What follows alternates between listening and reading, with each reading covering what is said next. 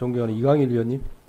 네, 금융위원장님. 예. 윤석열 정부의 경제 정책에 대해서 점수를 매긴다면 100점 만점에 몇 점 정도 주시겠습니까? 뭐 잘한 것도 있고 부족한 부분도 있고. 몇 점 정도 생각하세요? 네, 점수로 얘기하기는 좀. 예. 뭐 사실은 반성하고 개선할 것도 좀 있다. 예, 부족한 이런 부분도 취지죠? 있다고 생각합니다. 예.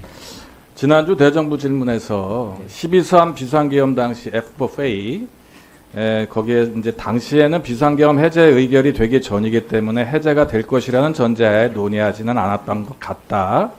유동성 공급에 대해서는 할 일을 한 것이다 이렇게 답변하셨어요. 그 당시에 비상계엄의 불법성에 대한 생각은 혹시 해보셨어요?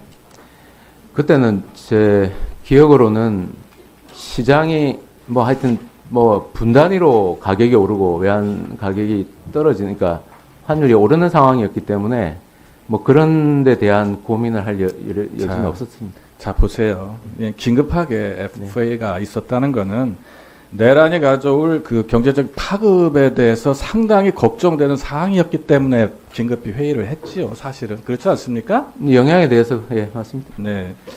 계엄이 지금 한국 상황에 맞다고 생각하십니까? 좀 더 쉽게 얘기하면 윤 대통령의 계엄이 한국 경제 상황이나 지금 민생을 아는 사람의 행위라고 이해할 수가 있겠습니까? 그 대외 신인도 측면이나 뭐 시장에 미치는 부분의 영향이 있었다고 생각합니다. 네, 상당히 부정적이죠. 자, 지금 권력 공백 상황이 좀 지속되고 있습니다. 이게 최상무 권한대행에 대한 월권 행위가 좀 비판이 좀 많아요.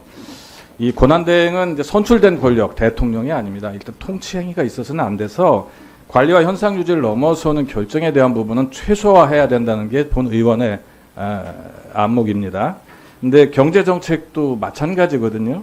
그래서 위원장님도 시장 안전에 최우선으로 해야 되겠지만 좀 불가역적으로 되돌릴 수 없는 정책 결정에 대한 부분은 좀 최소화하고 몇 달 뒤에 새로운 지도부, 지도력, 리더십이 좀 나타난 다음에 해야 된다. 저는 이런 생각을 갖고 있습니다.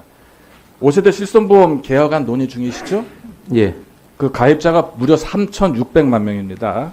근데 손해율 상승하고 보험료 인상 이게 계속 반복되고 있어요. 최근 3년간 보험료 계속 인상됐는데 무려 20% 가까이 오른 적도 있습니다. 우리 국민들에 대한 믿음이나 기대를 참 저버리는 배신행위라고 좀 보여지는데 원인은 잘 알고 계실 거예요.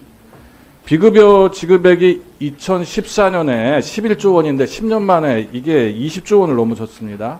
근데 문제는 가입자의 9%가 이 보험금의 80%를 받아갔어요. 근데 나머지 중에서 65%가 보험금을 아직 내기만 하고 한 번도 타가지 않았다고 통계가 나와 있네요.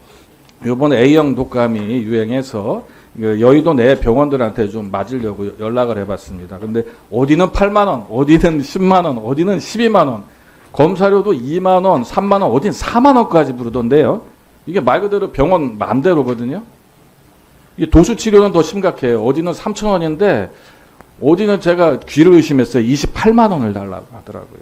이것이 굉장히 심각합니다. 그런데 우리 보험에 가입하신 분들, 국민들은 이 비급여 진료 차이를 어서 비교할 수가 없어요. 지금 심평원의 비교 사이트가 있긴 있는데 제가 보니까 일반 국민들이 이 비교 사이트에 들어가서 시술 내용을 알기가 굉장히 어렵게 되어 있습니다. 이런 상황에서 과잉 비급여 책임을 국민들한테 전가시키면 안 된다. 동의하십니까? 예, 그런 방향으로 지금 제도 개선하고 있습니다. 그런데 지금 이번에 금융위가 제출한 실손보험 개혁안 내용에 가입자의 보장 범위를 축소하겠다. 자기 분담금을 대폭 올리겠다. 비급여 항목이 많기 때문에 이걸 이용한 가입자의 보험료를 폭정시키는 그런 시스템이 있다. 이렇게 계획을 잡고 있어요. 그리고 무엇보다 1세대, 2세대 실손보험 계약자 이거 금전적으로 보상해서 종료시키겠다는 계약이 있는 것 같아요. 그래서 새 보험 약관으로 갈아타게 하는 것도 있고요. 맞죠? 내용이 꽤 있었어요. 예, 내용 들었습니다.